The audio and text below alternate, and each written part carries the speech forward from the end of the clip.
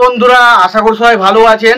তো বন্ধুরা, এখন যে ছবিটার বিষয়ে কথা বলবো তো সেটা হলো প্রসেনজিৎ চ্যাটার্জির 1989 সালে একটা সিনেমা, যেটার নাম হচ্ছে নিশি তৃষ্ণা।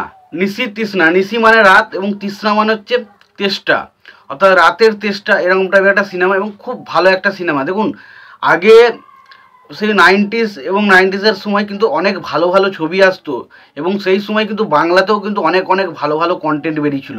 তো নিশি তৃষ্ণা ছবিটা নিয়ে সেইভাবে কারো হয়তো কেউ জানেই না, কিন্তু এটা সত্যিও দারুণ একটা সিনেমা এবং এটাই প্রথমে বাংলা একটা ভ্যাম্পায়ার সিনেমা ছিল, যেখানে কালার গ্রেডিং অসাধারণ ছিল এবং পাশাপাশি বলতে হবে ছবিতে যেভাবে ব্যাকগ্রাউন্ড স্কোরটা ইউজ করেছিল, এখানে ব্যাকগ্রাউন্ডের কাজ করেছিলেন আনন্দ মুখার্জি। তো আনন্দ মুখার্জি ছবির মিউজিকের কাজ করেছিলেন, ব্যাপক কাজ করেছিলেন, ব্যাপক এবং অসাধারণ একটা সিনেমা ছিল হচ্ছে প্রসেনজিতের এই সিনেমাটা, যেটার নাম হচ্ছে নিশি তৃষ্ণা। তো খুবই ভালো একটা সিনেমা, যদি না দেখে থাকেন অবশ্যই দেখবেন।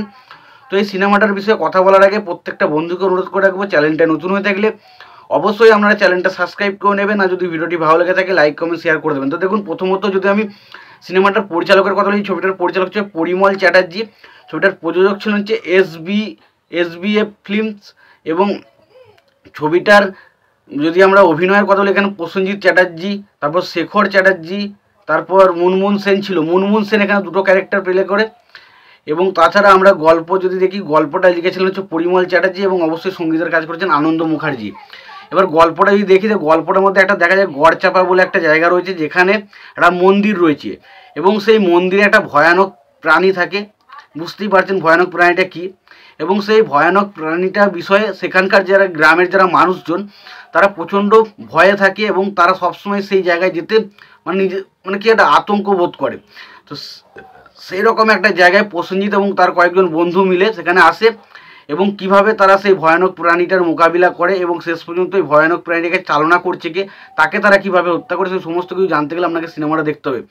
এবং প্রথমত হচ্ছে এই সিনেমাটার কনসেপ্ট, এই সিনেমাটার কনসেপ্ট ভাবা যায় সেই সময় এই ধরনের কনসেপ্ট বানানো হতো, যেখানে সত্য কুসংস্কার যুক্ত রয়েছে।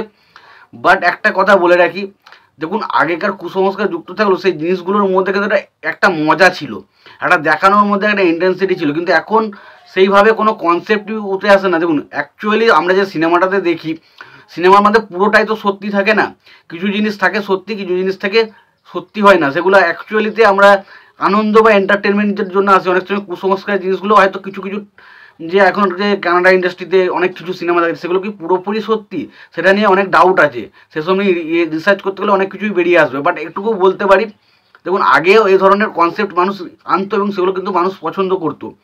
এখন এই সমস্ত ধরনের কনসেপ্ট কিন্তু বাংলাতে আনাই হয় না এবং সত্য বলতে এই ধরনের কনসেপ্ট অসাধারণ ছিল এবং বাংলাতে প্রথম ভ্যাম্পায়ার ছবি ব্যাপক ব্যাপক ব্যাপক কাজ করা হয়েছিল। প্রসেনজিৎ একটা অসাধারণ দুরন্ত পারফরমেন্স দিয়েছিল, প্রসেনজিৎ, মুনমুন সেন প্রত্যেকের জায়গায় দারুণ কাজ। এখানে বিশেষ করে ব্যাকগ্রাউন্ড স্কোরের কথা বলতে হবে, পাশাপাশি কালার গ্রেডিং ব্যাপক ছিল। তো আমার কাছে এই ছবিটা দারুণ লেগেছিলো এবং সত্যি কথা বলতে গেলে এটুকু বলতে পারি যে হয়তো অনেক ভুল ত্রুটি রয়েছে, বাট সেই সময় এই ধরনের একটা কনসেপ্ট এবং এরকম একটা কনসেপ্ট নিয়ে আসা 1989 সালে, এটা সত্যি একটা অবিশ্বাস্য বিষয় ছিল। তোমাদের এই ছবিটা যদি দেখে থাকো তোমাদের কেমন লেগেছে জানিও, আর তোমাদের যদি আমার ভিডিওটি ভালো লেগে থাকে লাইক কমেন্ট শেয়ার করে দিও। চ্যানেলটা নতুন হয়ে থাকলে অবশ্যই তোমরা চ্যানেলটা সাবস্ক্রাইব করে নিয়ে পাশে বেল আইকনটা অবশ্যই প্রেস করে দিও। ভালো থেকো, সুস্থ থেকো, দেখা হচ্ছে পরের ভিডিওতে।